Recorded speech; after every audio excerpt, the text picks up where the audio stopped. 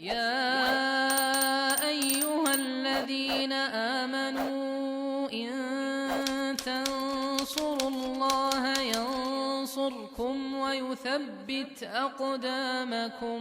Kalau bahasa Arabnya, hadhil mar'ah la aqla laha. Ya gitu ya. Perempuan ini kalau bahasa lembutnya kurang berakal gitu ya. Kalau bahasa Medannya nggak punya otak.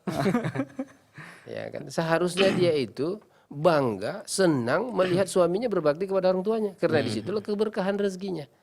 Jadi anak soleh dia kan. Iya.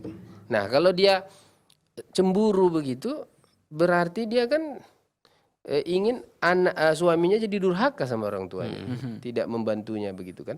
Kemudian kalaulah itu dia relakan, nanti kalaupun dia punya anak laki-laki akan diperlakukan sama gitu. Bukankah nanti dia kepingin punya anak laki-laki berbakti kepadanya, terutama kalau sudah tua. Iya. Karena kalau sudah tua ini nggak bisa bekerja lagi, dari mana dapat duit? Kalau nggak dari anak